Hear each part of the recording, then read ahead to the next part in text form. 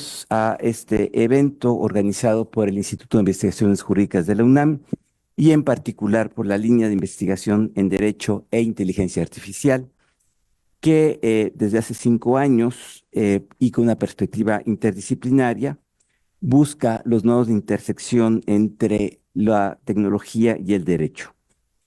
Los resultados son fascinantes, pues estamos frente a un fenómeno que está transformando profundamente el futuro de las sociedades. Uno de los objetivos de esta línea fue lanzar un proyecto que, con el nombre de Finanzas Más Incluyentes, busca reflexionar sobre la incidencia de las nuevas tecnologías en el sector financiero y sus implicaciones para la inclusión financiera. Hemos tenido ya un foro, 3 webinarios y otras actividades. Hoy hemos reunido a un grupo de destacadísimos expertas y expertos para reflexionar desde diversas perspectivas sobre los nuevos actores digitales en el sector bancario, su incidencia en la competencia y más generalmente en la inclusión financiera. Doy la más cordial bienvenida a nuestros panelistas, quienes gentil y desinteresadamente aceptaron nuestra invitación, a todos y a todas quienes nos acompañan presencialmente y desde luego a quienes nos siguen virtualmente por Zoom y otras plataformas. Les comento que en este momento tenemos una audiencia de más de 200 personas.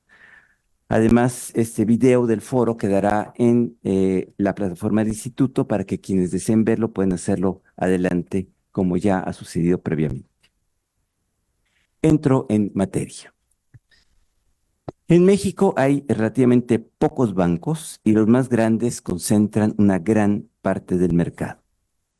De acuerdo con la calificadora HER Ratings, al cierre de 2021, 7 bancos concentraban poco más del 80% de la cartera total. De acuerdo con la Conducef, las cuentas que tienen como medio de disposición una tarjeta de débito se concentran en 5 instituciones que representan el 91% del mercado. En el panorama estratégico más amplio, la Secretaría de Hacienda concluyó que deben reforzarse los esfuerzos para impulsar una mayor competencia y diversificación de la actividad bancaria en México, así como para la inclusión de grupos más vulnerables.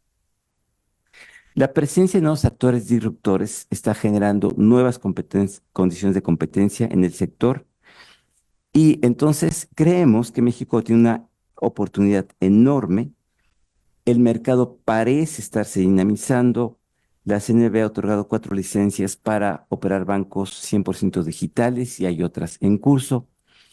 Y creo que alguna de las preguntas que debemos hacernos es cómo podemos aprovechar esta oportunidad para acelerar la entrada de más participantes en el sector bancario, ampliar la competencia en beneficio de los usuarios, qué riesgos existen, cuál debe ser la perspectiva del regulador, cómo incide esto en la competencia y en otras áreas de la economía, cuáles son sus efectos. Para responder a estas y muchas otras interrogantes, tenemos realmente un panel de lujo. Quiero presentar al maestro Enrique Provencio, coordinador e investigador del Programa Universitario de Estudios del Desarrollo, quien tiene una larga trayectoria universitaria y es especialista en temas de desarrollo social, ordenamiento territorial, medio ambiente y sustentabilidad. Es co-coordinador del proyecto Informe de Desarrollo en México.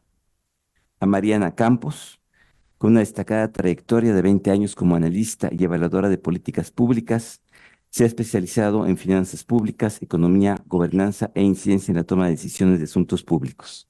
Actualmente dirige, con mucho éxito por cierto, la organización México Evalúa. A Gerardo Esquivel, uno de los más destacados economistas mexicanos, además de ser un funcionario y académico ejemplar.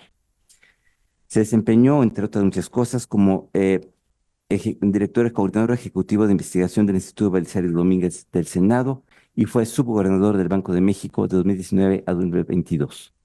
Es profesor de la Facultad de Economía de la UNAM y del Colegio de México, es miembro del Sistema Nacional de Investigadores y, de acuerdo con un Research Papers in Economics, es uno de los economistas más citados en México. El doctor en Derecho Jesús de la Fuente, actualmente presidente de la Comisión Nacional Bancaria y de Valores, donde previamente ocupó varias posiciones y se desempeñó muy notablemente. Además, y quiero subrayarlo, es un reconocido formador de capital humano, particularmente en el sector financiero, bancario y bursátil.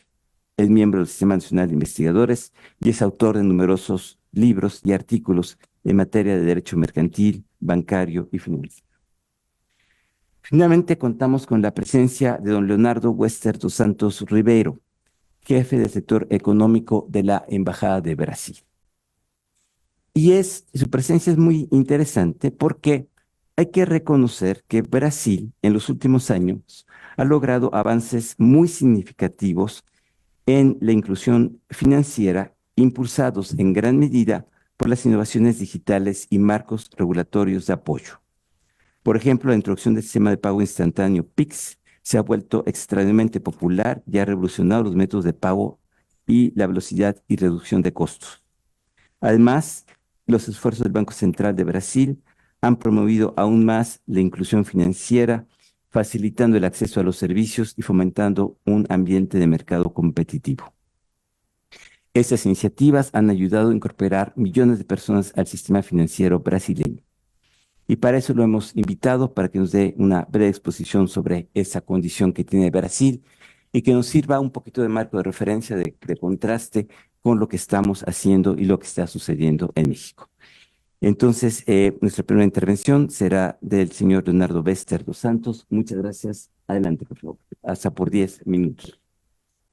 Muchísimas gracias, Sergio, por la introducción. Buenos días a todas y a todos que están presentes aquí físicamente y también por medio del Zoom.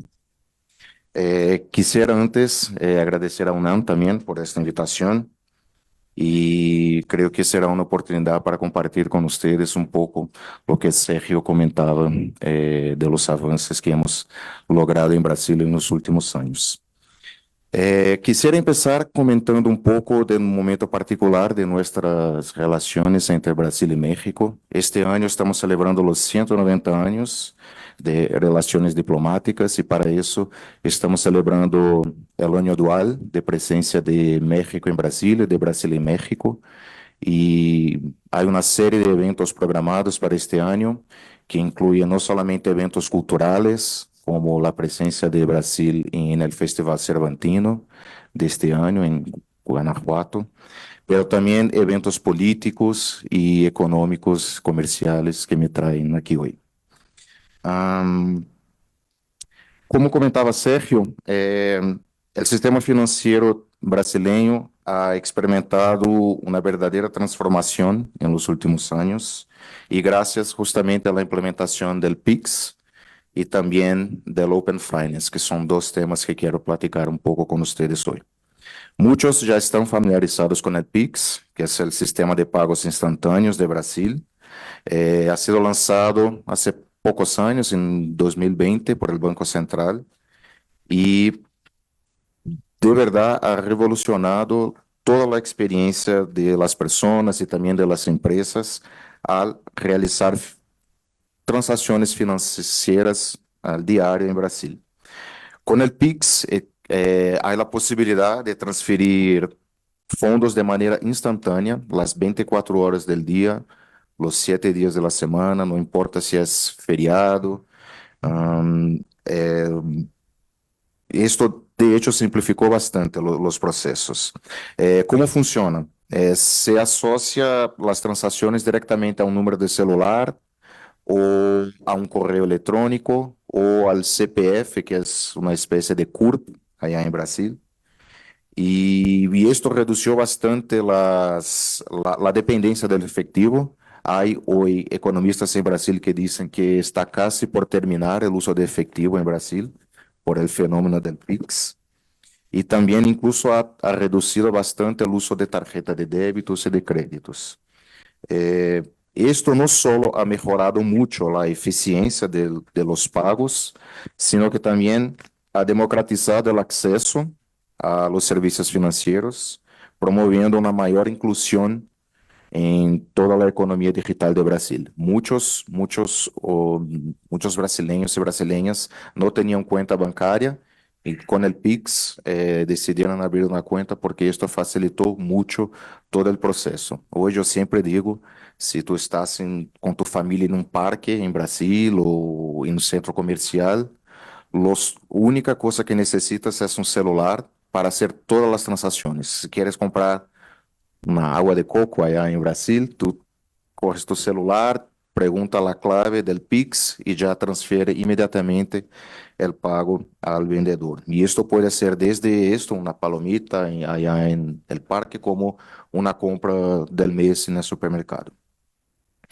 Pero aparte del Pix, otro proceso que está revolucionando el sistema financiero en Brasil es el Open Finance, que está cambiando de una manera muy profunda la relación entre los clientes y las instituciones financieras. Eh, Esto está basado en el principio de que los datos financieros pertenecen a los clientes y no solamente a las instituciones financieras. Así que los clientes hoy tienen la opción de autorizar el intercambio de sus datos entre las instituciones financieras, proporcionándole, permitiendo, ¿no?, una gama más amplia de servicios personalizados y competitivos.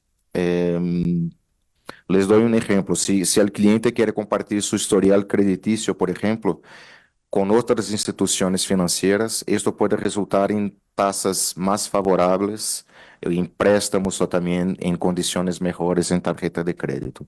Esto promueve, por supuesto, una competencia muy significativa y también promueve la innovación en el sistema financiero y beneficia, claro, a los consumidores, dando una mayor transparencia también y ofreciendo servicios y costos más bajos.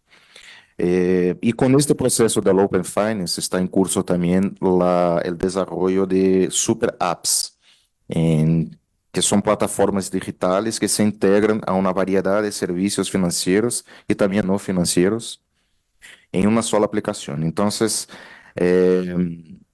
si por ejemplo tienes dos cuentas en dos bancos distintos, puedes autorizar que un banco envíe toda la información al otro banco y toda la información aparece en una sola aplicación de este otro banco. O sea, si tú tienes una cuenta en un banco X, pero está ahí la opción de que el banco B, por ejemplo, tenga todo el acceso a este banco. Entonces entras en la aplicación y vas a ver todo lo que tiene en los dos bancos en una sola aplicación. También analistas dicen que allá en futuro muy próximo se habrá una disputa no por clientes, pero por el uso de la aplicación. Y esto es una verdadera revolución. Son dos sistemas financieros muy eficientes que tiene mucho éxito, está incluyendo bastante personas, trayendo clientes a las instituciones financieras, clientes que estaban fuera del sistema financiero, pero que hoy están muy satisfechos y que el sistema también permite toda la seguridad, no se reportan problemas de intercambio entre los bancos, los datos están bastante seguros, entonces es fiable y estoy seguro de que si hay interés también de que la parte brasileña pueda traer esa experiencia a México, nosotros como Embajada de Brasil estamos a disposición para facilitar estos contactos con los expertos en Brasil. Yo no quería terminar esta mi plática sin antes comentar la presidencia brasileña del G20. Creo que tiene todo que ver con lo que estamos discutiendo hoy aquí. Eh, la presidencia empezó en inicios de este año y se va hasta más o menos diciembre, finales de noviembre, diciembre. Y Brasil ha definido tres prioridades para el G20 de este año, que es la inclusión social y la lucha contra el hambre y la pobreza, el desarrollo sostenible y las transiciones energéticas y también la reforma de las instituciones de gobernanza global. Pero lo que nos interesa aquí hoy son los trabajos del Grupo sobre Economía Digital. Y esto creo que está muy en línea con lo que Lidia está trabajando en términos de inteligencia artificial, porque son cuestiones relacionadas con la conectividad, con el gobierno digital y también con la integridad de la información y justamente la inteligencia artificial. Y para esto, Brasil ha definido algunas prioridades para este grupo, que incluyen eh, no solamente la conectividad, pero también la inclusión digital, el gobierno digital, construyendo una infraestructura fiable de inclusión, y esto es muy importante porque si los usuarios no se fían del sistema, no hay manera de que los clientes se van a usar ese sistema financiero. La integridad de la información y la confianza de la economía digital, que está vinculado con el tema anterior, y también la inteligencia artificial para el desarrollo sostenible, inclusivo y para la reducción de la desigualdad. O sea, son temas que les invito a acompañar. Hay mucha información disponible en la página del G20 y creo que está muy en línea en lo que Lidia está investigando acá en la ONU. Así que eran estos puntos que quería platicar con ustedes. Por supuesto, estoy a disposición para si hay alguna duda o aclaración o quiere profundizar algo, estamos a la disposición en la Embajada de Brasil. Muchísimas gracias por la oportunidad. Muchas gracias.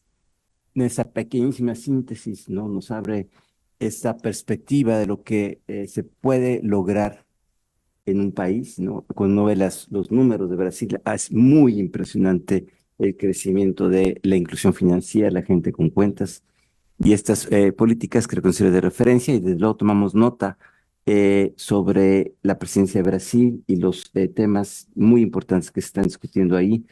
La economía digital sin duda es un tema muy importante, pero también la gobernanza y algo que hemos insistido mucho en Lidia, la inclusión digital como una condición necesaria para que no se generen mayores desigualdades, sino al contrario, utilizar esta oportunidad para disminuirlas. Bien, adelante Enrique, por favor, eh, digamos, hay una pregunta general, pero desde luego tú puedes abordarla como quieras, ¿no? Eh, ¿Cómo se traduce la entrada de más competidores al sector bancario en una mayor inclusión financiera? Insisto, con toda libertad, pues, bordar sobre estas cuestiones.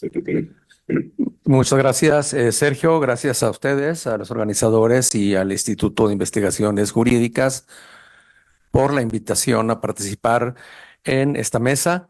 Eh, es un honor compartir mesa con Mariana y los demás participantes. Muchas gracias. Si me permite, Sergio, quiero primero referirme a una cuestión eh, general y quizá básica, que, que aunque la demos por entendida, no deberíamos obviarla. Y es una cuestión más estructural. ¿Por qué más inclusión y por qué más participación en los servicios financieros? Y creo que el punto es importante porque hay dos grandes aspectos que debemos tener en la mira. El papel de la intermediación financiera para captar y asignar recursos como un elemento estructural que históricamente en las economías más desarrolladas ha propiciado la expansión económica, por un lado, las mejoras en la distribución del ingreso en ciertos momentos, no en todo, y la ampliación de las oportunidades tanto de inversión como de consumo de las empresas y las personas. Y ese aspecto es fundamental, porque finalmente la banca y los servicios financieros en general no deben ser vistos, no los debemos ver como un objetivo en sí, sino como un mecanismo para propiciar el desarrollo productivo y el acceso al consumo. Y el otro factor es el de la persistente desigualdad social, de género, por regiones y en otras dimensiones que están asociadas a la exclusión de los servicios financieros.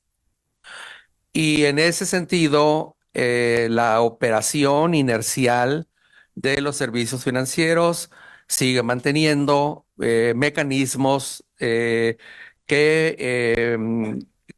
que propician las dificultades para reducir las desigualdades sociales. Y en ese sentido, entonces, todos los aspectos de acceso, inclusión y equidad al sistema financiero deben ser vistos como algo positivo para el desarrollo.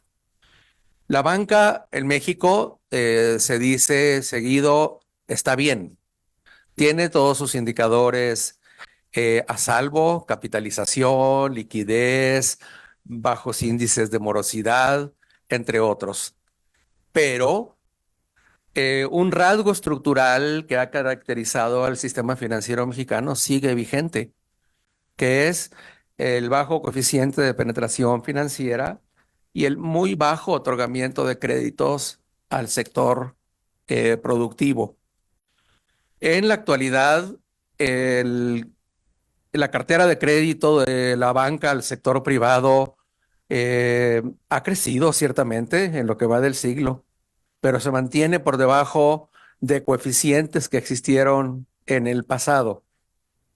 Y todos los indicadores comparativos lo que nos dicen es que el otorgamiento de crédito al sector privado es muy bajo.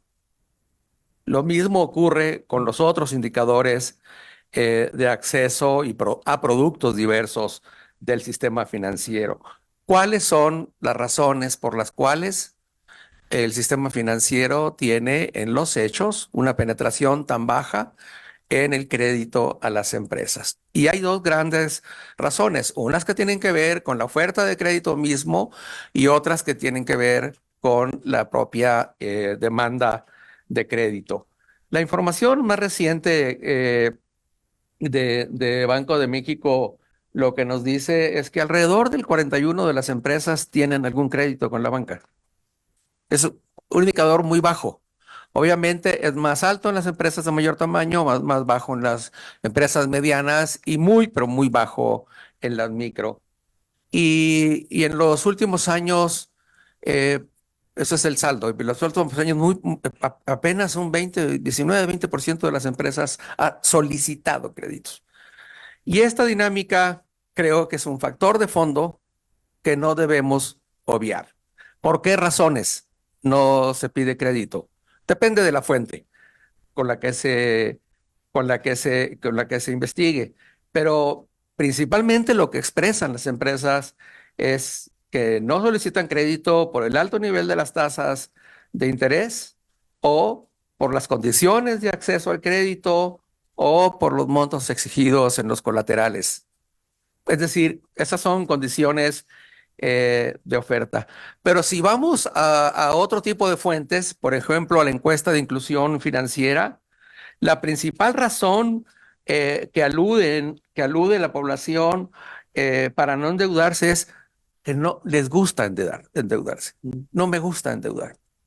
Y por tanto hay un factor mucho más de fondo, más estructural, que todavía está frenando la generalización de los servicios financieros como mecanismo de promoción del desarrollo. Muy bien. Menciono todo esto porque es muy importante tenerlo en cuenta y la propia política de inclusión financiera que lanzó el gobierno federal en alianza con las instituciones de crédito y otras instituciones reconoce plenamente el problema. Es decir, es evidente en las cifras. Y entonces estamos, me parece, atados por un ancla estructural en la que sigue prevaleciendo en nuestro país una especie de resistencia. No creo que sea un asunto solamente cultural, no lo es. Es un asunto de dificultades de acceso. Está muy diagnosticado, se ha dicho mucho en documentos de la OCDE, los que produce Banco de México, las encuestas, etcétera. Y hay un factor que me parece que es clave para poder destrabar esta situación, que en buena medida es histórica, y tiene que ver con algunas de las medidas que ya están recomendadas en la propia política nacional de inclusión financiera. y que pasa ciertamente por el aprovechamiento de las tecnologías de acceso y por las nuevas modalidades de servicios financieros. La Política Nacional de Inclusión Financiera tiene 6 medidas prioritarias. En efecto, la ampliación de los sistemas de pagos digitales, es lo que en México ha venido impulsando CODI y otros desde hace tiempo, y que está un paso más atrás, ciertamente, de lo que nos acaban de describir para Brasil e igual para lo que existe en India y otros países. Pero aquí hay un factor clave, que es todavía el rezago en la infraestructura digital que no debemos obviar. De pronto pensamos que tener el teléfono es suficiente. Bueno, no es suficiente. El ancho de banda y el acceso real a la infraestructura digital que INEGI nos ha diagnosticado todavía con muchos rezagos, es un factor paralelo que deberíamos seguir tomando en cuenta. Entonces, primer aspecto, la extensión y generalización de los sistemas de pago digitales, del que ya hemos oído, que tiene un condicionante también por el lado de la demanda. La infraestructura. Tercero, reducir las enormes asimetrías de información que siguen existiendo en particular entre bancos y usuarios. En ese sentido, la experiencia de Open Finance que nos describen desde Brasil es muy importante. Y la concepción del acceso y la transparencia de la información en el sistema financiero como un derecho que sigue estando muy restringido. Cuarto, el rol que deberían jugar los bancos de desarrollo en la generalización y la ampliación de los servicios. El último empujón del acceso de mucha población de menos ingresos a los sistemas financieros en México, que son las cuentas y tarjetas asociadas a los programas sociales, por ejemplo, debería ser vinculada a otro tipo de servicios más amplios para ser considerados realmente como políticas de acceso financiero y de inclusión.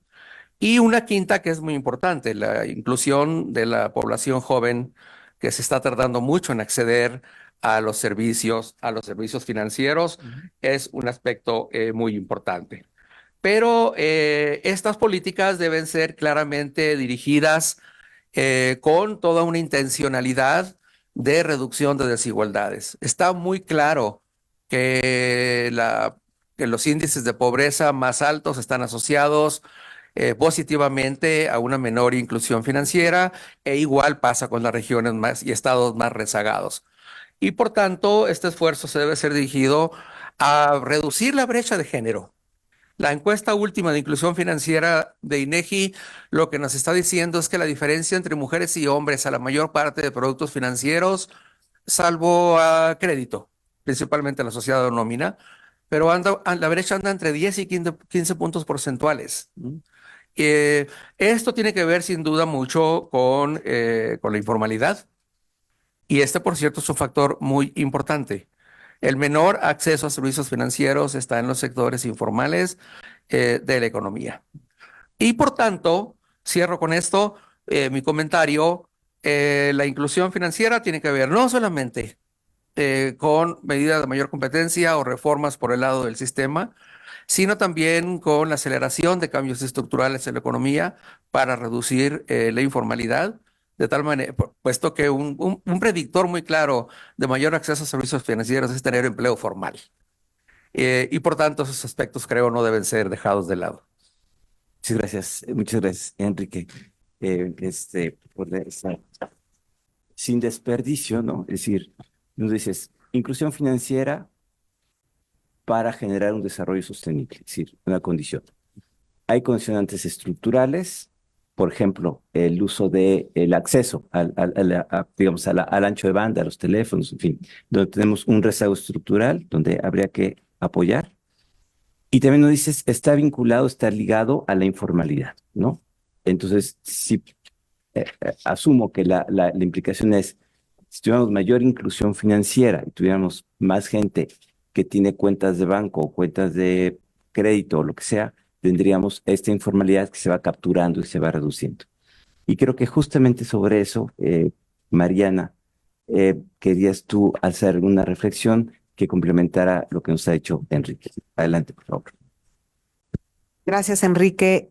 Sergio y todo el Instituto de Investigaciones Jurídicas de la UNAM. De verdad, agradezco mucho este espacio para poder hablar de un tema tan relevante. Creo que estamos ante políticas públicas que son necesarias para el desarrollo de México, así en su más amplio espectro, y que me disculpo por el término en inglés, pero las considero game changers, es decir, son políticas que pueden tener tan alto impacto, que pueden incidir en distintas dimensiones en beneficio de los mexicanos. Y a mí me gustaría dividir mi participación, mi bolsa de tiempo, en dos partes. La primera es para hablar de la relación del desarrollo financiero con las finanzas públicas, es decir, con la recaudación y la posibilidad de fortalecer la recaudación que es tan importante en México. Y en la segunda parte, cuando me vuelva a tocar platicar, quiero hablar específicamente de un conjunto de políticas públicas que son muy necesarias en este momento para precisamente motivar la inclusión financiera. Entonces, en esta primera parte, comenzaría por decir que el desarrollo financiero y por ende la inclusión financiera, es decir, el vasto servicio de servicios financieros como créditos, ahorro, em, son, digamos, están asociados positivamente con el crecimiento económico. Eso es muy importante decirlo. Es una infinidad de estudios que lo han documentado. Y lo que se ha encontrado es que el desarrollo financiero puede impactar hasta en 14%, aumentar en 14% un Producto Interno Bruto, ¿no? Esos son datos que ha investigado la consultora EY. Y esto, por ende, tiene un impacto en la recaudación. En México, por ejemplo, la Secretaría de Hacienda publica cada año en sus escenarios fiscales cuál es la relación del crecimiento económico en su proyecto o paquete económico. Y con datos de 2024, la Secretaría dice, bueno, por cada punto porcentual que crezca el Producto Interno Bruto, se van a recaudar 50,000 millones de pesos más, ¿no? Entonces, eso es muy claro. Y esto pasa por dos razones, digamos, por varias, pero podemos, digamos, de alguna manera simplificarlo. Por un lado, pues el desarrollo financiero ofrece a las personas y empresas dos cosas. Un mejor manejo de los riesgos. Esto es muy importante. O sea, cuando las personas y las empresas se enfrentan a shocks, ¿qué son shocks? Es decir, una caída en la demanda de sus productos. Todos tenemos muy fresco lo sucedido en COVID, ¿no? Ese era un shock importante. El crédito permite, obviamente, suavizar la situación financiera de estos agentes, personas o empresas, y eso hace que pues no quiebre una empresa, que se pueda mantener operando. Y lo mismo en la parte de los activos, el ahorro permite acumular riqueza, ¿no? Y la riqueza se traduce en inversión. Entonces, ahí están como, digamos, dos componentes muy específicos de por qué tenemos un mayor crecimiento económico cuando hay desarrollo financiero. Por la parte fiscal, me gustaría decir que en México tenemos un rezago muy importante, ¿no? México es un país que recauda muy poco de su Producto Interno Bruto en relación a América Latina, no se diga en relación a países desarrollados. Recaudamos, si incluimos las cuotas de seguridad social, entre el 16 y 17% del PIB. Cuando nos vamos a analizar cómo está la recaudación, es decir, los impuestos y cuánto recaudamos de la economía, lo que encontramos nosotros es que tenemos un rezago importante en la recaudación de ISR de personas físicas. Eh, Ahí es donde tenemos un área importante, ¿no? de oportunidad. Por ejemplo, la OCDE, los países de la OCDE recaudan alrededor del 8.4% del PIB de personas físicas, pero México recauda el 3.4%, ¿no? Hay una diferencia bastante grande. Y dentro de este grupo de personas físicas están las que tienen actividad empresarial. Es decir, son microempresas, ¿no? Entonces, pues ahí tenemos un área de oportunidad para que estas microempresas o personas físicas puedan acceder a activos y puedan acceder, o sea, a la forma de acumular activos y puedan acceder a instrumentos de gestión de riesgo, ¿no? Si les cambiáramos el panorama a estas empresas o personas con actividad empresarial, pues estaríamos en otro punto en nuestra economía y también, por ende, tendríamos un beneficio fiscal.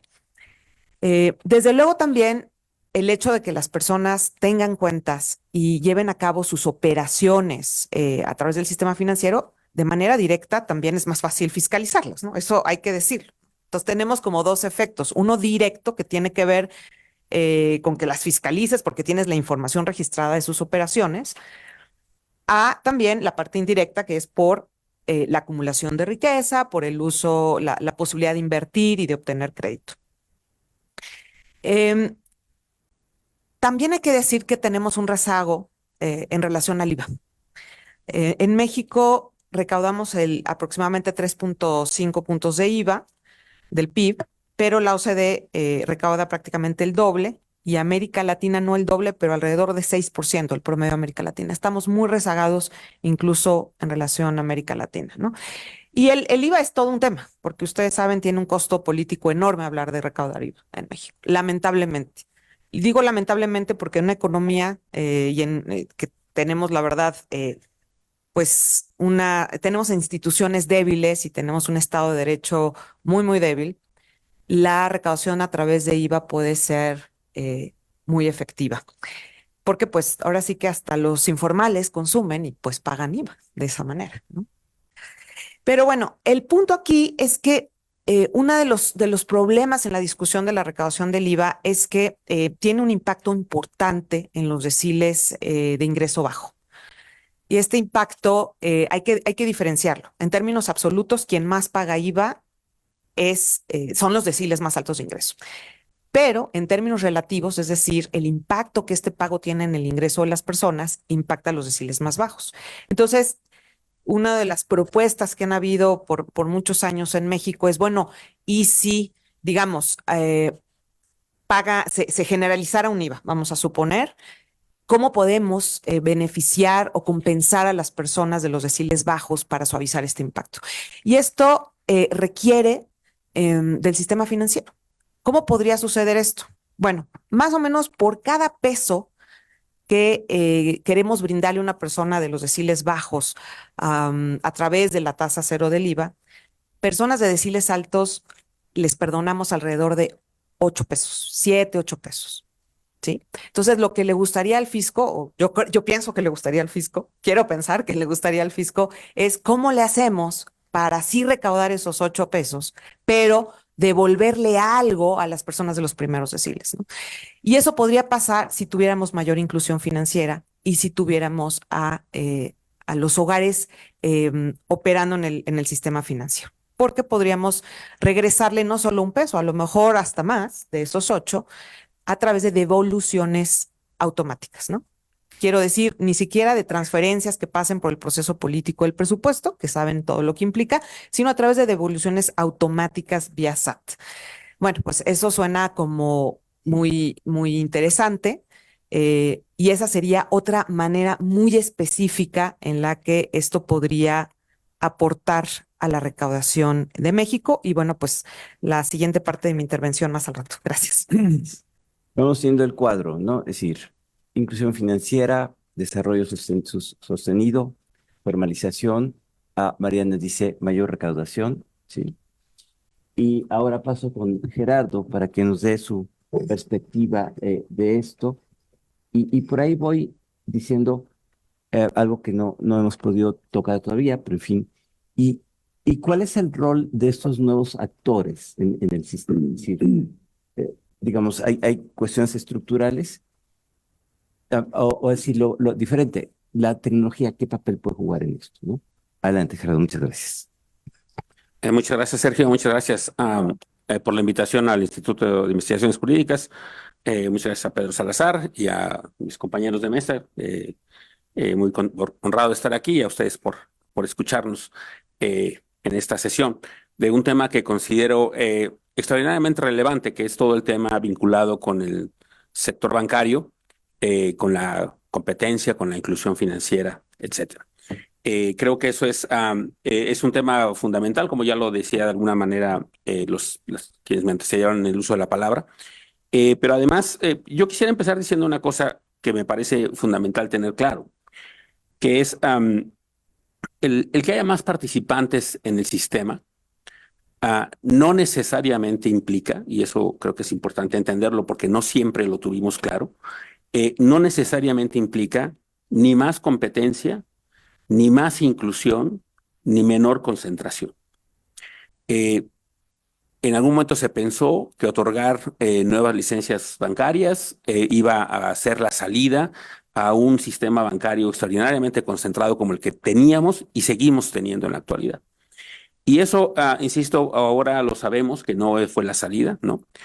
Hoy en día tenemos alrededor de medio centenar de bancos. Poca gente podría mencionar quizá más de una decena de los bancos. Pero creo que es un reflejo precisamente de esta situación que decía antes, ¿no? Más participantes no necesariamente implica ni más competencia, ni más inclusión, ni menos concentración. Y eso, entonces, digamos, eso de entrada creo que hay que tenerlo presente, porque mucha gente piensa ahora que la salida, ¿no? O una solución a la situación que estamos viviendo en el sistema bancario y financiero mexicano pasa por aumentar de manera importante el número de competidores. Y no necesariamente, no digo que esté mal, simplemente quiero decir que hay que entender las limitaciones de eso.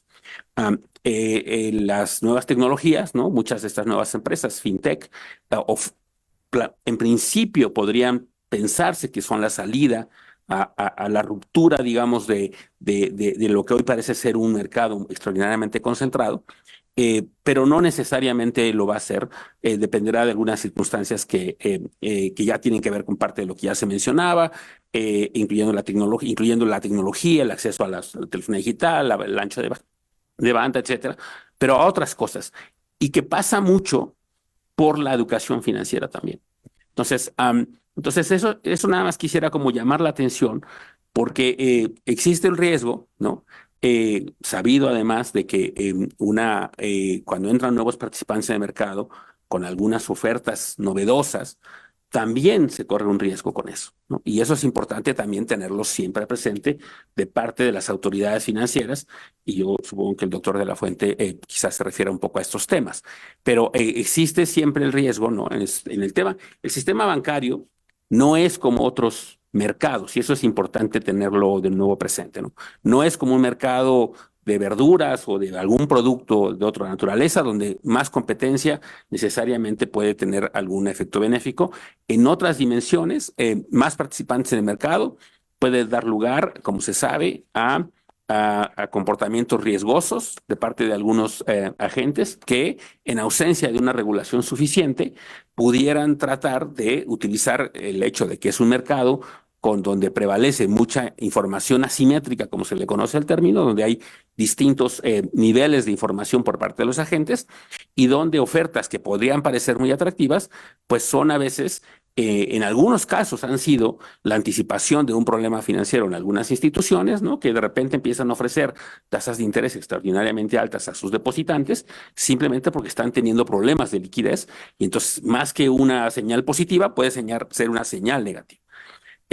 Y por el otro lado, insisto, también se corre el riesgo de ofrecer niveles de crédito a gente que por alguna razón, desafortunadamente, no tenga la comprensión cabal de lo que está comprometiéndose, y que implique, insisto, pues el riesgo de comportamientos que induzcan actividades riesgosas, ¿no? Que los economistas le llamamos riesgo moral, ¿no? En las cuales las instituciones inducen también a los agentes económicos a adquirir ciertas cosas que no necesariamente son en su beneficio, y de nuevo las autoridades financieras y regulatorias tienen un rol muy importante que cumplir ahí. Entonces, digamos, eso es nada más un poco para poner en contexto. Ahora, el sistema bancario mexicano, ¿no? Es un sistema muy peculiar, yo diría, ¿no? En donde se caracteriza por esto que ya se describió antes, ¿no? Lo que describía Enrique, ¿no? Baja profundización financiera, es decir, bajos niveles de otorgamiento de crédito, bajos niveles de inclusión financiera, pero al mismo tiempo enormes rendimientos, ¿no? Como lo hemos escuchado cada vez que ocurre la convención bancaria, pues en esta última convención bancaria, pues una de las cosas que quizá más resaltó fue el hecho que las autoridades fueron a recalcar el hecho de que eran años de extraordinarios rendimientos para las instituciones bancarias mexicanas, lo cual pues no deja de ser sorprendente y no deja de llamar la atención que ese sea un indicador de alguna naturaleza de éxito, cuando en realidad creo que no necesariamente lo es. Tenemos una economía que, como ya se describió, con bajos niveles de crédito a PIB para el nivel de desarrollo de nuestra institución, con niveles que están inferiores a los que llegamos a tener en algún momento en el siglo XX, ni siquiera recientemente, en el siglo XX. Y donde, insisto, creo que hay muchas cosas por hacer. Por otro lado, se piensa a veces, ¿no?, que más inclusión financiera, es decir, más gente con participación en el sector financiero, es bueno por sí mismo. Y eso también, de nuevo, creo que hay que matizarlo. O sea, a veces está bien. El hecho que más gente tenga ahora más cuentas en instituciones bancarias está bien. Es parte también del proceso ahora de que se intenta la inclusión financiera, pero en realidad cuando pensamos en tener un sistema bancario sano, creo que va mucho más allá de eso, ¿no? Tiene que ir mucho más allá de eso, tiene que ir en el sentido no solo de que la gente tenga una cuenta de banco en la que le depositan su quincena y que al día siguiente va y la retira por completo, por ejemplo, como hace mucha gente, ¿no? Eso no contribuye en muchos sentidos al desarrollo financiero que pensamos, ¿no? Lo que el desarrollo financiero implica pensar en que la gente tiene un instrumento bancario en el cual puede ahorrar, en el cual le puede ir dando un historial de su relación con las instituciones bancarias, que eventualmente le podría permitir tener acceso a un préstamo para poder invertir en un negocio, en un auto, en un bien durable, etcétera.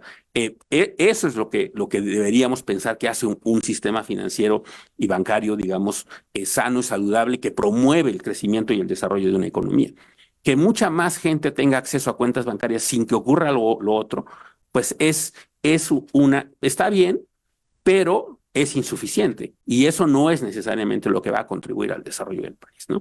Entonces ahora tenemos mucha más gente que está vinculada al sistema financiero, pues porque mucha más gente ahora empieza a recibir o bancario en general, porque mucha más gente empieza a recibir ahora, por ejemplo, su nómina o sus programas sociales por esta vía, lo cual está bien, es mucho mejor eso que lo que teníamos antes, pero aún así, insisto, creo que hay un trecho por recorrer, ¿no? Muy interesante la experiencia brasileña, porque ahí se logró, en Brasil se han logrado dos cosas que nosotros quisiéramos tener en el país, ¿no? Uno es más inclusión financiera, que más gente esté participando en el sistema. Dos, quizá la reducción del efectivo, que es algo que también considero que eventualmente sería deseable que pudiera ocurrir en el país. Y tres, una mucho mayor profundización financiera, es decir, mucho más volumen de crédito del sector bancario hacia el sector privado. Entonces, y ahí una parte tiene que ver con lo que ya se describía, ¿no?, con este método de pago que fue muy exitoso en Brasil, que curiosamente existió después de algo que nosotros en México ya teníamos, que fue primero el hecho que teníamos un corredor en una tecnología que no tenía en su momento, ni siquiera ahora la tiene Estados Unidos, que es el SPAY, ¿no?, que es un sistema de pagos que funciona 24/7, ¿no?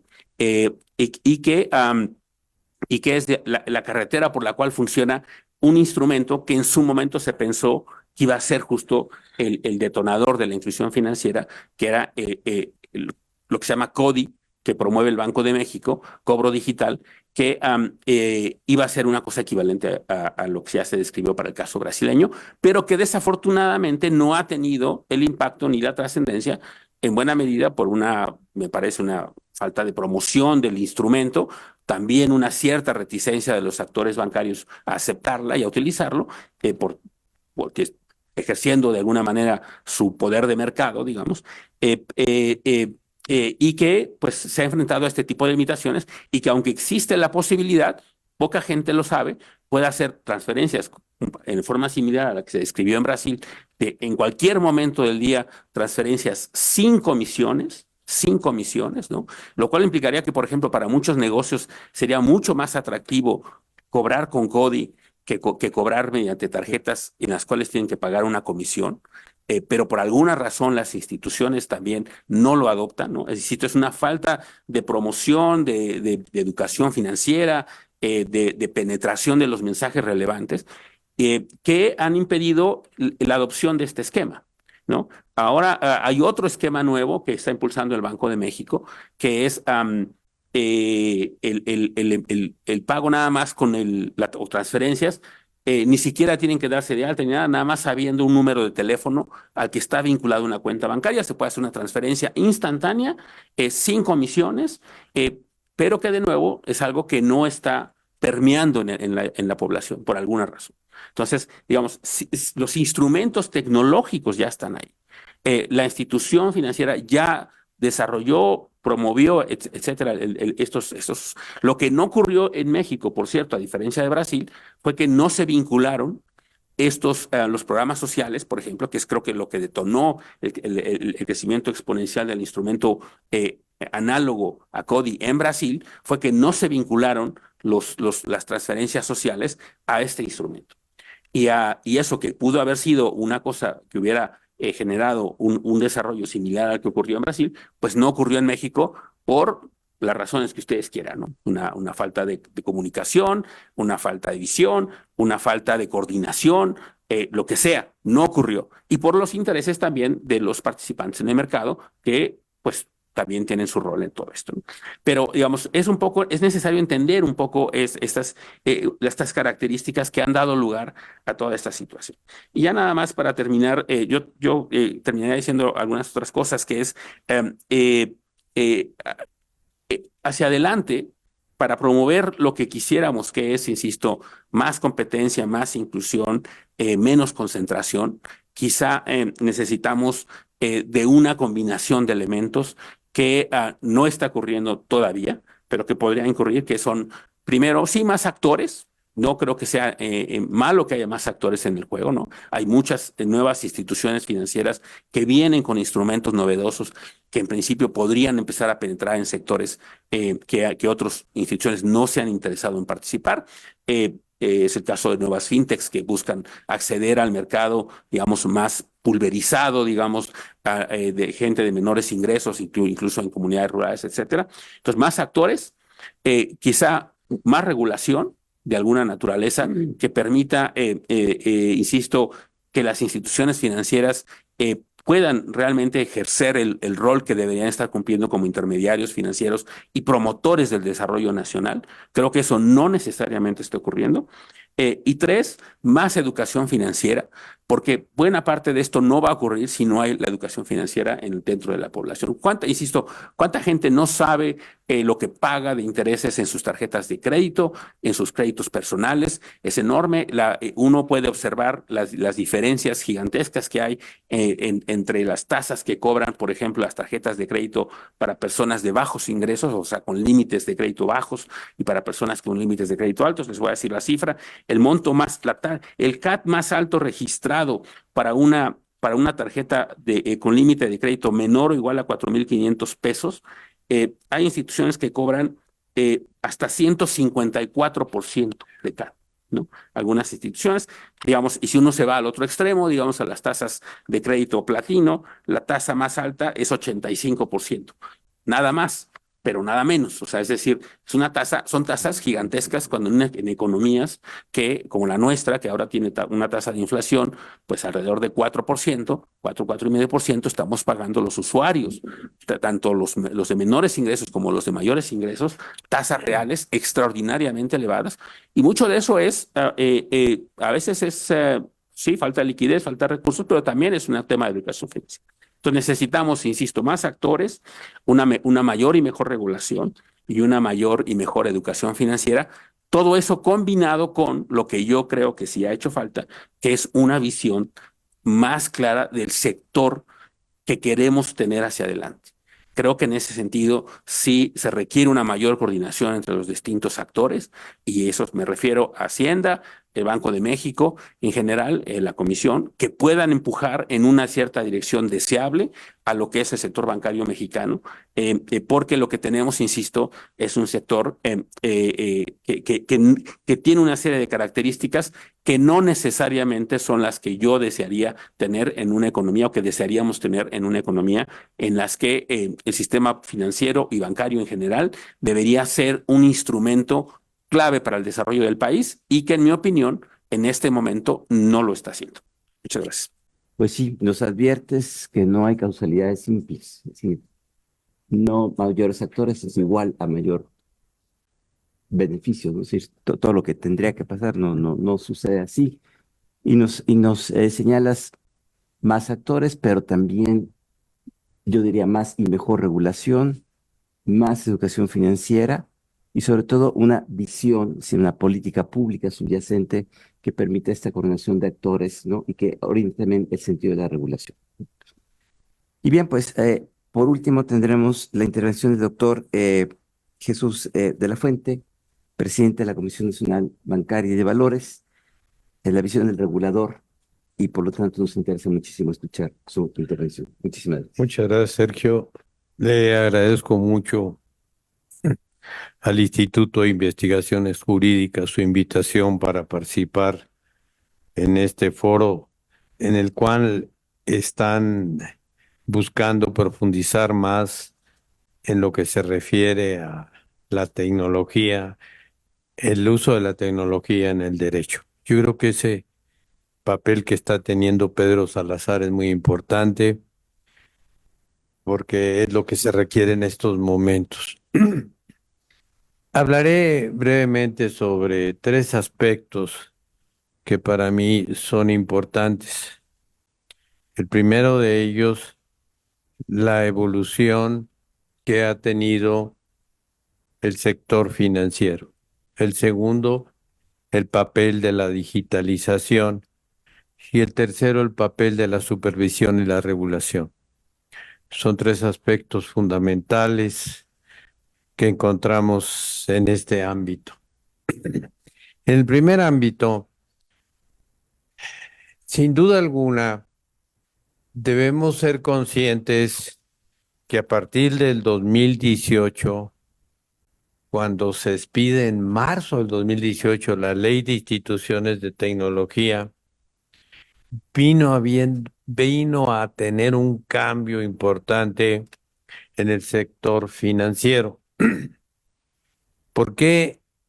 Inclusive primero que la mayoría de los países de América Latina se emite en México la Ley de Instituciones de Tecnología Financiera. ¿Qué significó esto? Significaba que se dejaba atrás un sistema financiero en el que exclusivamente era presencial las operaciones, especialmente en el sector bancario. Y de repente se establecen con base en esta ley dos tipos de instituciones de tecnología financiera.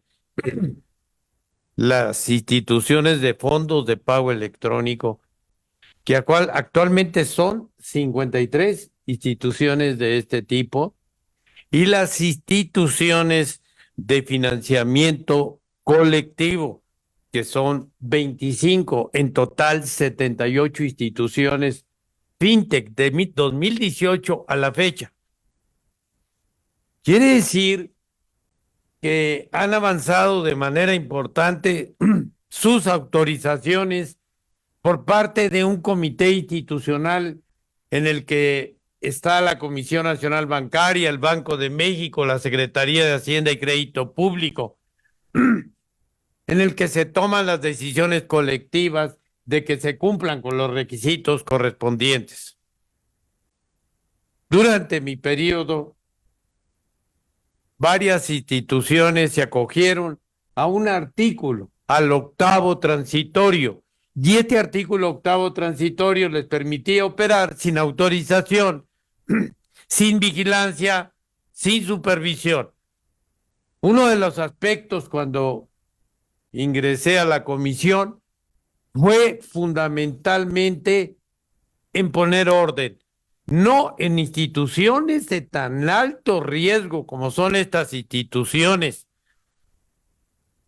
Era necesario que se quedaran ya reguladas conforme a la ley, es decir, que cumplieran con todos los requisitos legales para que se pudiera dar la autorización y, por supuesto, las pudiéramos supervisar. Quiero señalar que el casi 60% se logró poner orden gracias a la intervención de la comisión y del comité interinstitucional. Es un avance importante. Actualmente tenemos únicamente, nos faltan 3 instituciones que se está ya buscando que se finalice con ese artículo 8º transitorio, que lo único que hizo fue dejarlas en una situación muy libre que podía haber provocado un gran problema a los usuarios de este sector. Vino el COVID y el COVID trajo como consecuencia que empezáramos a reflexionar, pues la gente ya no iba a las instituciones físicamente, y entonces estas instituciones de tecnología que utilizaban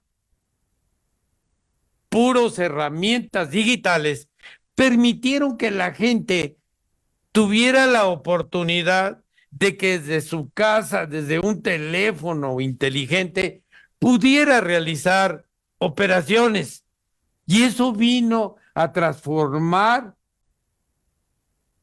la educación del público, de que había otras entidades que de forma más fácil me evitaban hacer filas, me evitaban a perder el tiempo, me permitían que yo pudiera realizar desde mi casa pagos y a través de un gran sistema que, como decía don Gerardo Esquivel, el SPEI, permitía hacer una serie de transferencias, de pagos, una cosa de lo mejor que se ha hecho en cuestiones de sistemas de pagos. Este sistema, el SPEI, Sistema Electrónico de Pago. Y eso se aprovechó y lo aprovecharon otras instituciones. Pero reflexionando sobre esa etapa que pasamos con el COVID, nos llevó a otra dimensión de que los jóvenes ya no quieren instituciones que son elefantes, que no se mueven, que no actúan con rapidez. Lo que quieren es facilidades, utilizarlas más rápidamente, más sencillo. Y por eso las instituciones de tecnología financiera han captado un sector de los jóvenes. Hace poco estuve en una universidad y el director general de NU decía, ¿quién tiene tarjeta NU a los jóvenes? Y sacaron su tarjeta morada muchísimos jóvenes. Y yo les preguntaba, ¿y por qué? Dice, porque pues nos ayuda a que no perdamos tiempo, es más sencillo todo, no queremos tanto papeleo, queremos. Pero decía una causa don Gerardo Esquivel, de nada sirve que tengamos un importante instrumento de ahorro como son instituciones de tecnología, en donde hasta hace poco se pagaba el 15%, se ha hecho reducciones gradualmente, pero que por el otro lado, cuando venían los créditos, las tasas de interés altísimas y el sector a la que se dirigen son gentes de escasos recursos muchas veces, que como quiera que sea, pues utilizan esos créditos porque les permiten pues poder hacer pagos, poder poner una empresa pequeña, pero a un costo muy alto. Es lo que necesitamos. A ver, que estas instituciones permeen, porque llegan a muchos lugares de la población donde no había ninguna entidad financiera y están llegando a muchos sectores.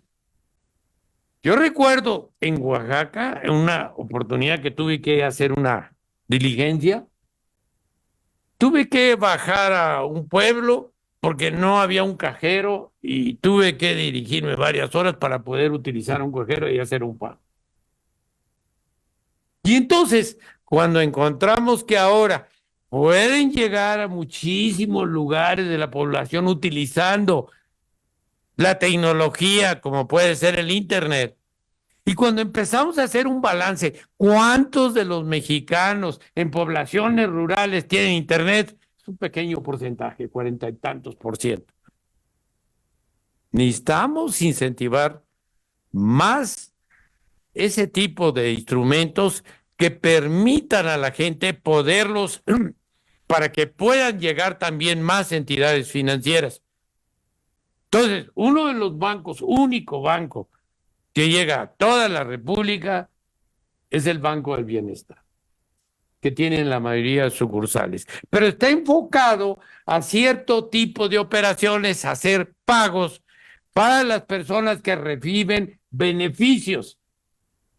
Pero necesitamos aprovechar también esa estructura para que se hagan otras operaciones, porque muchas gentes también quieren hacerlo físicamente y hay que aprovechar ese instrumento para poder permear más en lugares de la población donde no hay servicios. Y interrumpe esta, yo le llamo otra revolución, la revolución digital.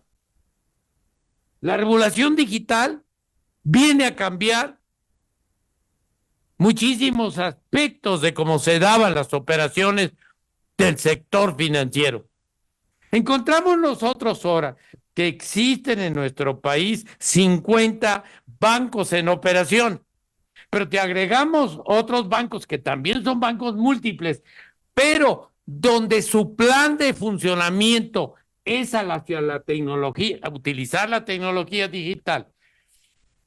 Entonces estamos encontrando que las instituciones financieras buscan no dejar nomás a las fintech utilizando ellos únicamente la tecnología digital, que abarata costos, que es más rápida, que provoca menos, que provoca que exista uno de los aspectos fundamentales que las Naciones Unidas ha buscado propiciar, lo postulado sea ASG, la cuestión climática, la cuestión social, la cuestión de la gobernanza. Y entonces, parte de lo que está haciendo la comisión es buscar implementar que las instituciones de todos los sectores implementen los postulados para tener mejor estabilidad en la cuestión climática, social y gobernanza. Son tres aspectos fundamentales. Y por otro lado, cuando vemos nosotros que las instituciones con presencia física pues tienen el 66% utilizando aspecto tecnología digital en sus operaciones. Pero ¿por qué? Nos preguntamos, ¿por qué bancos que ya tienen un banco físico con sucursales en muchos lugares, de repente vemos como Banorte, como Banco Santander, que buscan tener su banco digital?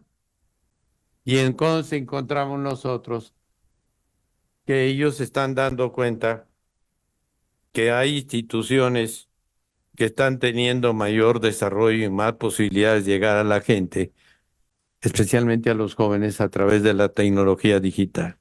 Y así encontramos 4 bancos. El último, Revolut, que aprobó la comisión hace 2 semanas su autorización para que utilicen la tecnología digital. ¿Y qué quiere decir ser bancos digitales? Son bancos múltiples que llevan el mismo proceso de autorización como un banco múltiple, pero que la característica fundamental es que en su plan, es un plan de funcionamiento, establece que que no van a tener sucursales, que va a ser todo digital. Yo recuerdo hace muchos años, cuando estaba yo en Chicago, y entré a una institución, todo a través de cámaras, todo yo, desde hace muchos años.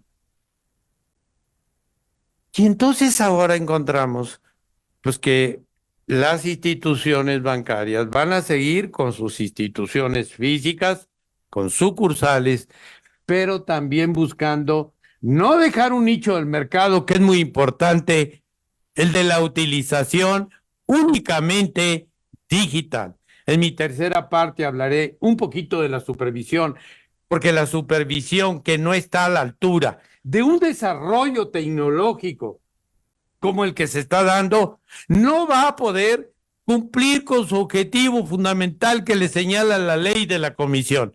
Lo dejo pendiente. ¿Alguna pregunta? No, ¿verdad? Sí. Yo me quedo con una idea que me parece clara, ¿no? Hay que lograr mayor competencia, menos concentración, mayor inclusión, pero también mayor y mejor educación y más educación financiera, ¿no? Sí, digamos así, muy sintéticamente. Eh, pero ahora me gustaría pasar a una segunda etapa, ¿no? Será más breve, mucho más breve. Me gustaría escuchar sus reacciones a lo que se ha dicho, ¿no? Sobre todo pensando qué características debe tener esta regulación y qué política pública subyacente es la que necesitamos, ¿no? Para lograr todos los efectos positivos que ustedes han señalado, sin incurrir en los riesgos y en eso que Gerardo nos decía muy claramente, no es automático, ¿no? No pasa solito, sino que hay que generar condiciones. Eh, Vamos a seguir el mismo orden. Enrique, por favor. Muchas gracias, Sergio, nuevamente. Unos cuantos puntos reaccionando y resumiendo. Primero, yo insistiría mucho en la necesidad de considerar la inclusión financiera y el sistema de regulación para tener mejor competencia en el sistema financiero, no solo en las dimensiones del medio de pago. Esto es muy importante en la inclusión financiera y en la reducción de la competencia, en la mejora de la competencia, el acceso al servicio en el medio de pago. De acuerdo, eso es fundamental, pero también hay que pensar la inclusión financiera y la regulación en términos de acceso al crédito y otorgamiento al crédito para el financiamiento productivo. Es decir, mientras nos centremos solo en la competencia y en la inclusión, en el acceso para medio de pago y consumo, estamos cubriendo una parte muy importante, porque mejora mucho las posibilidades de la población y sobre todo de la población más pobre para facilitar el pago y el consumo. Pero mientras tanto, incluso con mayor competencia, puede estar prevaleciendo esta situación que ya mencionamos varios, de muy bajo coeficiente de profundización financiera por el lado del crédito. Y eso es muy importante para la regulación. Segundo, pues no olvidar que tanto la mayor competencia en el sector financiero como el mayor acceso e inclusión para esta perspectiva del acceso al crédito, pues están mediados y en alguna medida determinados por política monetaria, por la estabilidad económica, sobre todo de precios, y por la tasa de interés. Es cierto que incluso en condiciones de alta tasa de interés, como ocurrió el año pasado, puede aumentar el crédito. Esa es una peculiaridad bueno, que de hecho se ha estudiado mucho. Pero lo que es un hecho es que el nivel de la tasa de interés sigue siendo un factor muy limitante de la generalización del crédito a las empresas. Y por tanto, este aspecto tanto de la competencia en el sector financiero como de la inclusión y el acceso no puede desligarse estructuralmente de la política monetaria. Tercer asunto, sí necesitamos más regulación en algunos productos que son determinantes en el mundo contemporáneo para promover la innovación, para promover actividades productivas de nuevo tipo, que, por ejemplo, es el capital de riesgo. Es decir, puede haber nuevos bancos, puede haber banca 100% digital, pero si no hay una diversificación hacia, por ejemplo, créditos, actividades que están emergiendo, o de hecho lo distintivo en la mayor parte de las actividades de las empresas disruptivas, no solamente en Estados Unidos, es la existencia de capital de riesgo que les permite innovar. Y ese tipo de ese tipo de productos tenemos muy pocos. Em, lo que ha dicho Gerardo Esquivel y la historia de las intervenciones del Banco de México para crear primero SPEI, luego CODI y luego el nuevo instrumento, lo que nos están diciendo es que el Banco Central tiene un rol clave en la diversificación, en la ampliación de los servicios financieros y en la inclusión. Y esto es muy importante. Es de hecho una política pública, aunque no sea gubernamental. Y creo que lo que nos está faltando es fundamentalmente, ya se ha dicho, pero lo quiero destacar.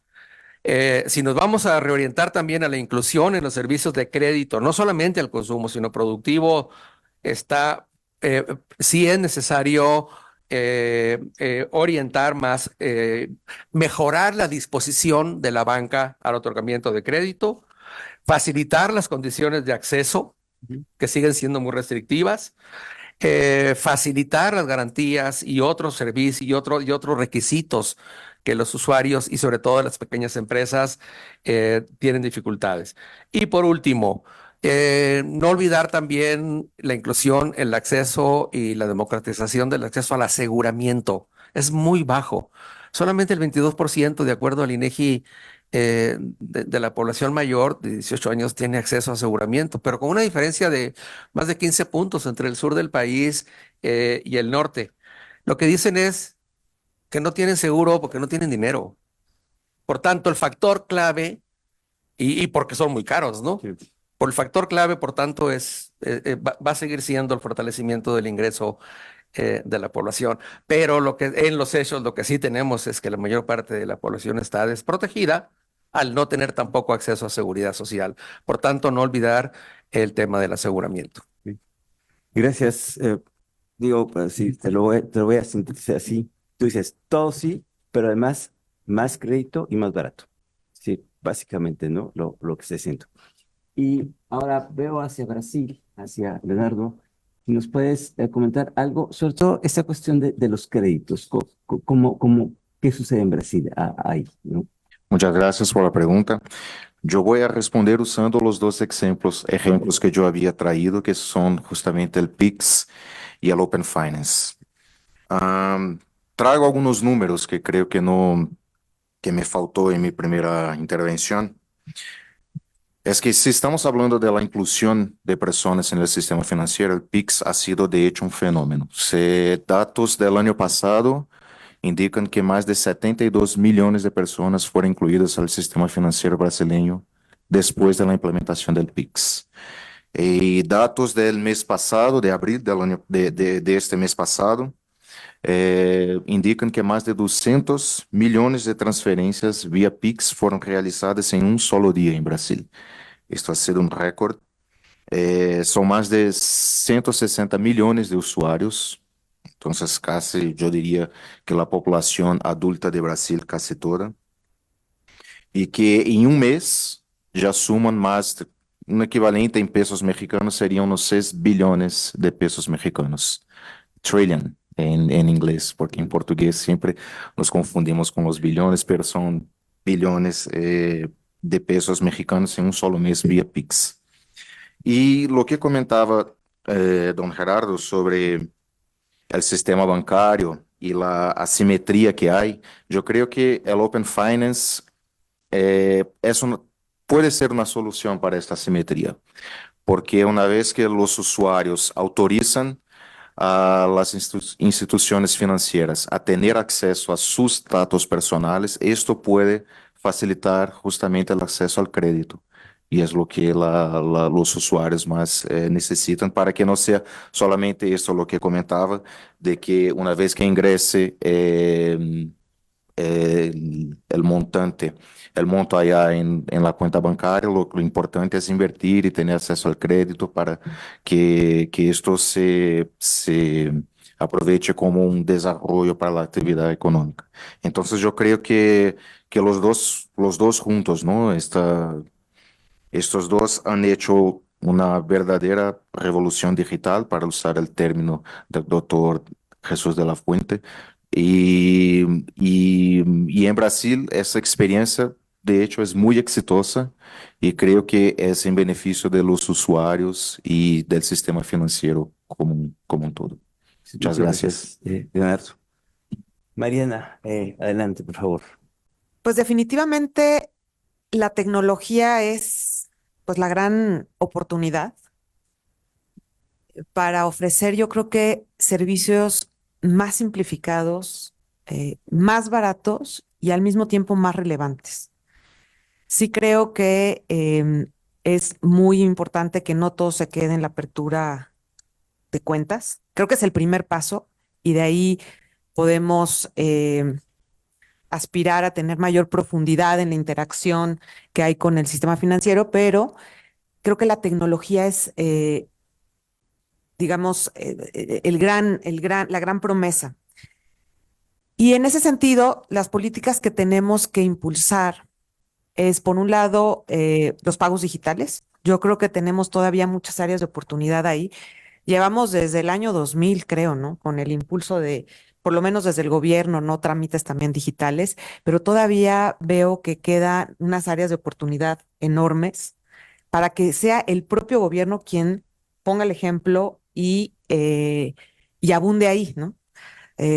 Creo que todavía tenemos pues muchos municipios, estados con muchos pagos que no son digitales. Ahí creo que tenemos que tener un mayor liderazgo desde la federación para obligar los pagos digitales. Desde luego eso no es suficiente, eso es un conjunto de políticas públicas que tienen que ir aparejadas.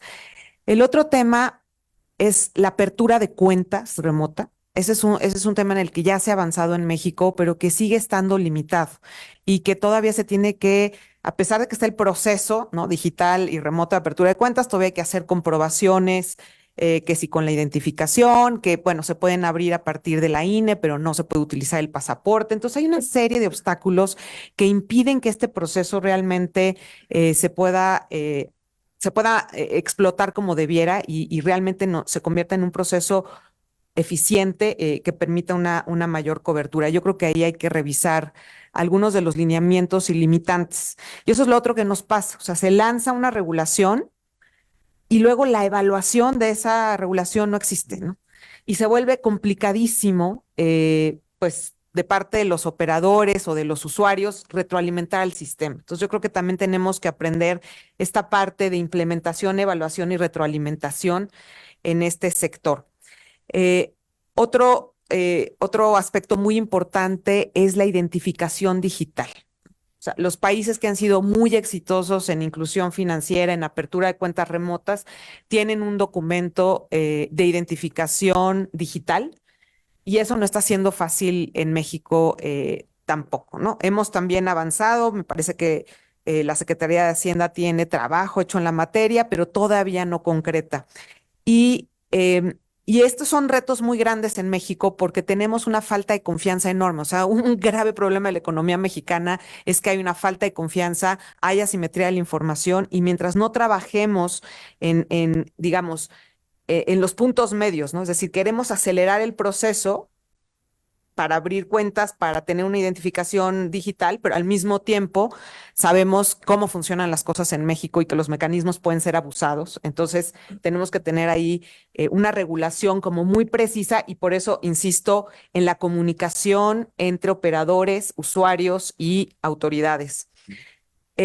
El otro aspecto que creo que es fundamental es trabajar en la simetría de información, especialmente con una economía tan informal como la mexicana, en donde carecemos de muchísima información de historial de créditos. O sea, la realidad es que mucha gente no ha tenido acceso a estos servicios, entonces no hay un historial de crédito. Creo que la banca se ha quedado rezagada en cómo calificar estos créditos y en cómo trabajar en relación a estos historiales. Y creo que tenemos que innovar muchísimo. O sea, se tienen que utilizar otras métricas. No podemos esperar a que las personas, yo creo que no es nada eficiente esperar a que las personas puedan crear su historial de crédito, ¿no? Bueno, pues en unos años, Sergio, vemos si te puedo prestar. Entonces, hay ya innovación en otros países y mucho de lo que está haciendo las fintech es utilizar otras medidas. Por ejemplo, cuál es la huella que dejan las personas en el Internet, el tipo de uso que le dan a sus cuentas de redes sociales, incluso exámenes psicométricos te pueden hablar del perfil de personalidad, de qué tan arriesgada es una persona, de qué tan prudente, comprometida es.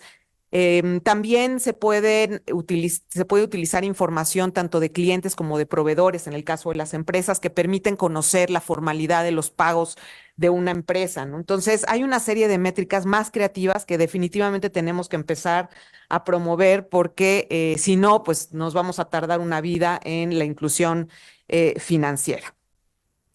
En el caso de, quería nada más insistir, en el caso de la apertura de cuentas remotas, no terminé mi punto, me brinqué una parte que creo que es importante y habría que pensar en la evolución, no sé si es una especie de buró de crédito, pero no es para mitigar riesgos, sino es para compartir información. O sea, creo que la parte de finanzas abiertas ha quedado incompleta, todavía nos falta regulación por parte del Banco de México, pero las empresas, para precisamente trabajar en este problema de falta de confianza, a lo mejor pueden compartir una base de datos de documentos digitales que con la regulación adecuada, ¿verdad? Pueda utilizarse para facilitar esta apertura de cuentas, verificar que son documentos fidedignos digitales, ¿no? Entonces, yo creo que hay muchos aspectos que trabajar en estos puntos y yo también reiteraría que sí se requiere profundamente una educación financiera. Todos los indicadores nos dicen que en México la verdad es que está floja la demanda desde esa parte porque pues solamente, digo, en comunidades lejanas, una estadística que me impresionó es que 1 de cada 10 personas realmente sabe cómo acceder a su saldo eh, a través de un teléfono, ¿no? Entonces sí tenemos desde la parte de la demanda mucha debilidad y mientras esa demanda no entienda los beneficios, cómo su vida se facilitaría, ¿no? O su ahorro o posibilidades de inversión con los servicios financieros, va a ser muy difícil jalarlo solo desde la parte regulatoria y desde la parte de oferta de servicios. Gracias, Mariana. Pues sí, diste un montón de ideas bien interesantes. Te retomaría hacia el final y me volteo con Gerardo para decirle si nos puede generar ya un comentario último, una reacción. Y yo le pediría si pudieras un poquito de profundizar en esta idea de educación financiera en la que tanto, aquí lo dejó anotado Mariana, pero que tú pusiste en la mesa, ¿no? Es decir, ¿a quién le toca? ¿Cómo hacerla? Incluso qué tecnología podemos utilizar, ¿no? Y cómo hacer que esa educación financiera se convierta en una ventaja para los usuarios, ¿no? Y que también genere una condición nueva de entorno y de exigencia para las propias instituciones financieras. Claro. A ver, el tema de educación financiera, como lo dije antes, creo que es crucial porque si los potenciales usuarios de la banca entienden los beneficios y los riesgos que implica la relación con el sistema bancario y financiero, podrán hacer un uso más eficiente de este. Y aquí, pues, pasa por distintas dimensiones, ¿no? Desde la propia currícula, ¿no? En algún momento se discutió si en la currícula básica se debería enseñar temas de educación financiera. En algún momento hubo un avance en esa dirección. Con la revisión también a los programas, eso entiendo que medio se detuvo. Y luego, pues, ahí está el rol de todas las instituciones encargadas, supervisoras. Hay un comité de estos temas. Las propias instituciones bancarias tienen sus áreas de educación financiera. Y quiero mencionar, por ejemplo, algunas cosas que no sé si la gente que nos escucha sepa. Por ejemplo, el Banco de México tiene desarrollado en su página, y es de libre acceso y es gratuito, por ejemplo, una cosa tan simple como un comparador de las tasas de interés. Si usted quiere sacar un crédito, por ejemplo, yo no sé si ustedes sepan que pueden ir a la página del Banco de México, entrar a la página donde hay un comparador, y ahí están, dicen su edad, el monto de recursos, el tiempo en el que lo quieren pagar, y la página les va a dar una gama de respuestas de las ofertas de crédito de los bancos, cuánto pagarían, cuál es el costo anual total, cuál es el pago mensual que tendrían que hacer, el pago total que harían a lo largo de la vigencia del crédito, ¿no? Ahí se pueden dar cuenta, por ejemplo, que si ustedes pidieran un crédito, por decir algo, de 5 millones de pesos para un crédito hipotecario, y está por secciones, por cierto, ¿no? Crédito hipotecario, crédito automotriz, crédito personal, etcétera, crédito de nómina, porque quizá tampoco sepan todo el mundo que tienen estos préstamos, que uno podría pensar que todo es lo mismo, pues tienen tasas muy diferentes, ¿no? Un préstamo hipotecario está alrededor de entre 9 y 10%, en algunos casos 11%, un préstamo para automóviles 12, 13%, un préstamo personal veintitantos por ciento, un préstamo para el consumo pues más de 40% en términos reales, o sea, de tasa de interés nominal, en fin, una gama de opciones y todo eso, pues los bancos, las instituciones ofrecen una gama de opciones que uno puede encontrar ahí. Pero pues esa es parte de la educación financiera que requerimos, ¿no? Saber qué hacer ante estas situaciones, más allá de saber qué es el costo anual total, qué es la tasa de interés nominal, qué es la tasa de interés real, cosas que son aparentemente simples, pero que tenemos que hacernos cargo como país de explicar esas cosas a la gente, porque el sistema bancario, como decía antes, no es cualquier cosa, ¿no? Es una dimensión en la cual los ahorradores que ponen sus recursos en el sistema bancario tienen que entender los riesgos y beneficios de lo que están haciendo, ¿no? Ya sabemos, hemos enfrentado en algún momento quiebras bancarias. No hace mucho, en los últimos años, hubo 2 quiebras de bancos en los últimos 5 años, donde pues, algunos depositantes perdieron muchos recursos.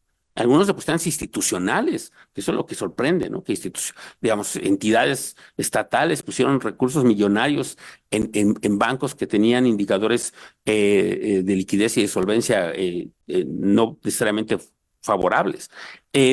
Y luego están pues los que pueden pedir un crédito y que si no comprenden cabalmente los alcances de esos créditos, las tasas que se terminan pagando, pues pueden no saber que terminan pagando varias veces más el monto del crédito y cuando hay alternativas que a veces pudieran ser mejores, ¿no? Para sus condiciones, pero que no saben a dónde acudir, cómo informarse. Y todo esto se vuelve relevante, insisto, porque sí creo, como decía Enrique, también, que no basta con conformarse y hablar de inclusión financiera por la dimensión de los medios de pago, sino que tenemos que ampliar todo lo demás, los otros instrumentos, los otros beneficios, incluyendo sobre todo el tema del crédito, porque el tema del crédito es lo que nos va a permitir para los agentes económicos que quieren mejorar sus niveles de vida y de consumo para adquiriendo un bien durable, por ejemplo, pues esa es la salida.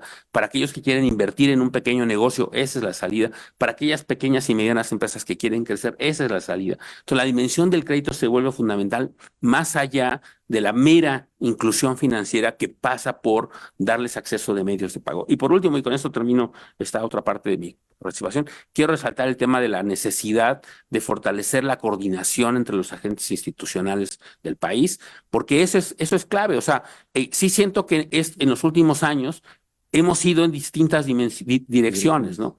Tanto por un lado está la parte tecnológica. El banco trató de sumarse a eso con CODI y luego existe DIMO. Mucha gente que no sabe qué es CODI, mucho menos sabe qué es DIMO, es dinero móvil, es transferencias por la vía telefónica, sin saber la cuenta de banco de alguien, además sabiendo su teléfono, le puedas enviar una transferencia, siempre y cuando uno y el otro hayan asociado su cuenta bancaria a un teléfono. Muchos ya lo tenemos, pero muchos no. Pero si hacen eso ya es muy fácil hacer transferencias. Pero entonces se movió una institución en esa dirección.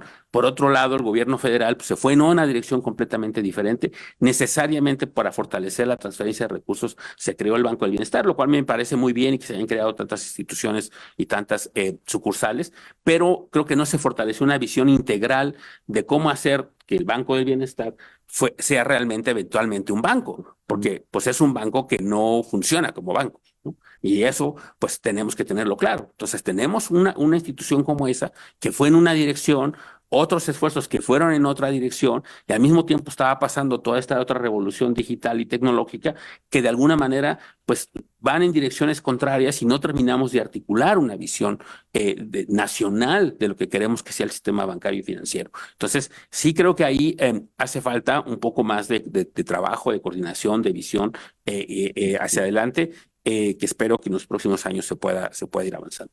Gracias. Muchísimas gracias, clarísima la idea, ¿no? Y bien, para concluir la misa, le pediríamos un comentario final al director de la cuenta, por favor. Muchas gracias, don Sergio. Yo me solidarizo con lo que expresa don Gerardo Esquivel. el papel de las autoridades en propiciar la difusión de la cultura financiera en la población es fundamental. Una institución fundamental es la CONDUCEF, que tiene entre sus objetivos apoyar la difusión cultural. Y todas las autoridades tenemos responsabilidad en ese ámbito, definitivamente. Y ya lo explicó bien don Gerardo Esquivel, una de las instituciones más importantes del país, como es el Banco de México, ha aportado mucho a la cultura financiera, pero especialmente a la estabilidad, al buen funcionamiento de la moneda y del sector financiero.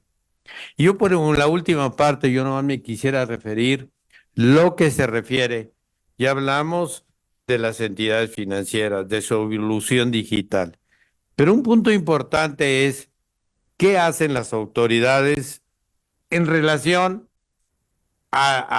sobre el papel de estas entidades.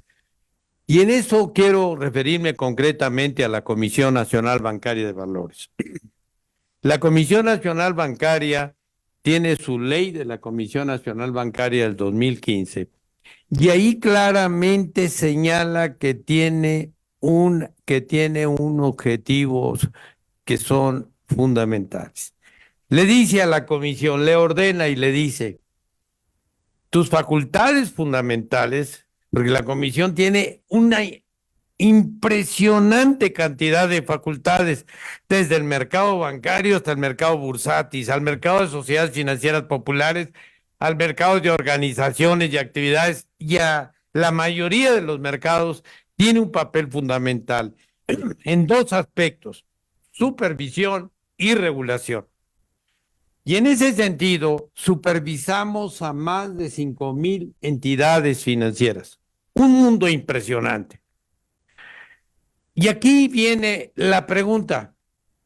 ¿La comisión está a la altura de este desarrollo tecnológico para poder realizar plenamente sus facultades, para poderlo hacer? Porque sus facultades que son, sus dos facultades que son, tiene muchísimas, pero dos facultades fundamentales como son supervisión y regulación, tienen como objetivo principal, propiciar la estabilidad del sector financiero, de la mayoría de las instituciones que caen bajo su ámbito, propiciar su desarrollo, su crecimiento. Todo esto con un objetivo importantísimo, protección a los usuarios del servicio financiero. Es decir, todo lo que hace la comisión, desde regulación, supervisión, y al propiciar la estabilidad, su buen funcionamiento, su desarrollo, su crecimiento, ¿es para qué?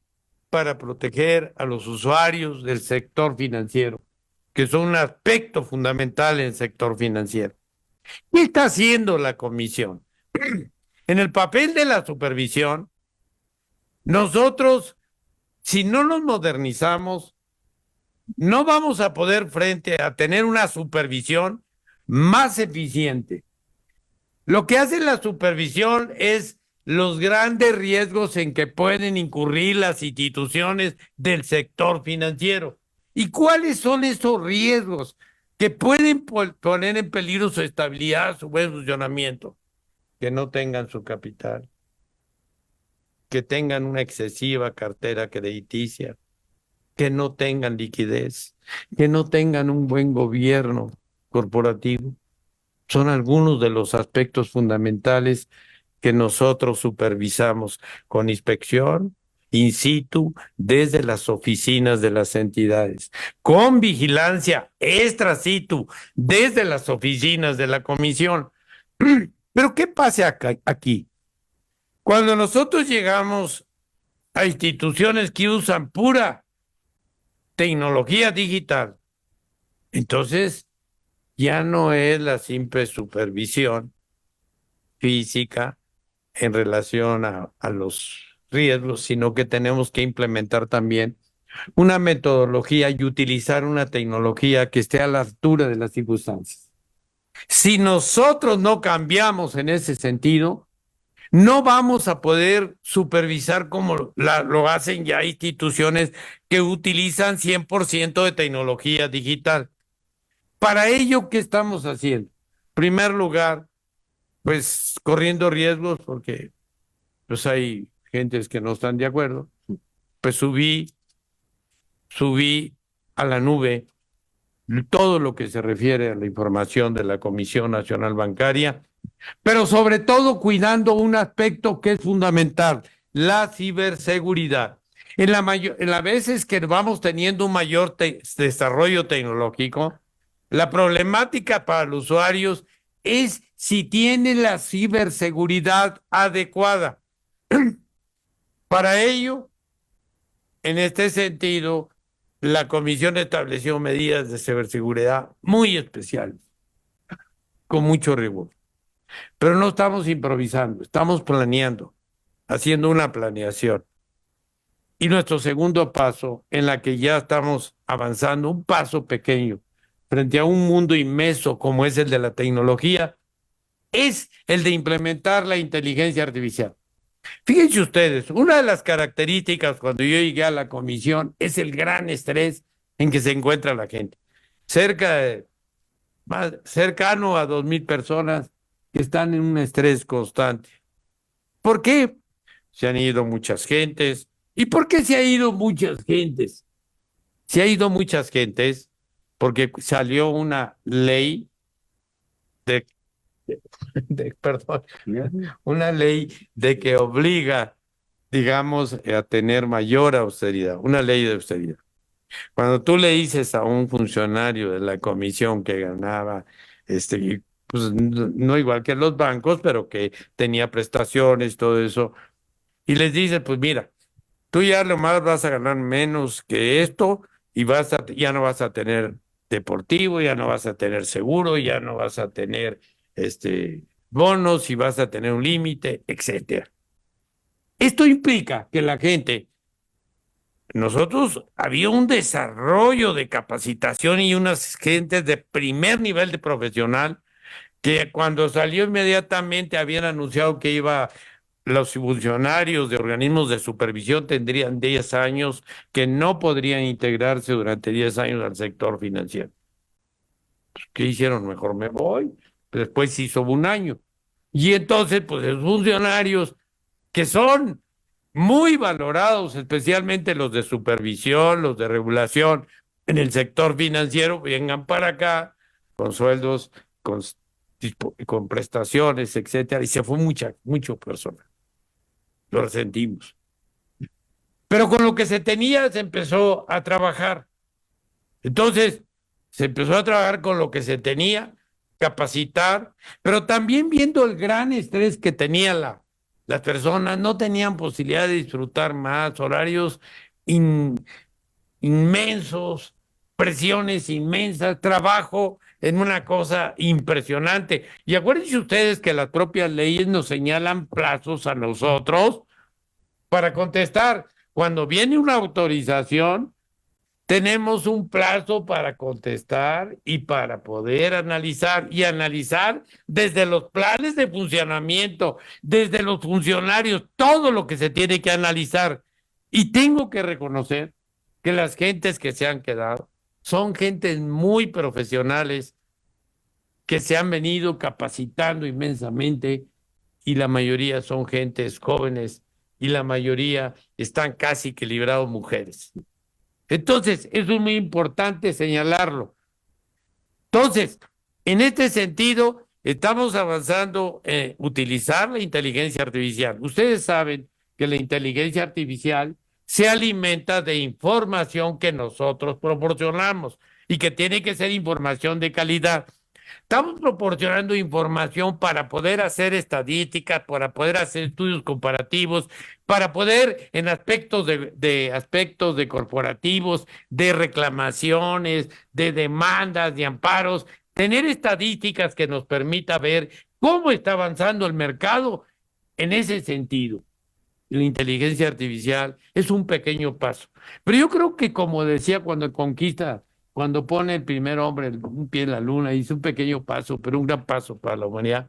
Esto va a ser un gran paso para la supervisión del sector financiero. Les agradezco mucho a todos mis compañeros, todas sus intervenciones que la verdad me han ayudado mucho a reflexionar mucho sobre estos aspectos importantes, a Mariana, a todos, a don Sergio, a don Gerardo y especialmente a Leonardo. Sí quiero reconocer y quiero hacer hincapié que es uno de los países más desarrollados en lo que se refiere al sector financiero.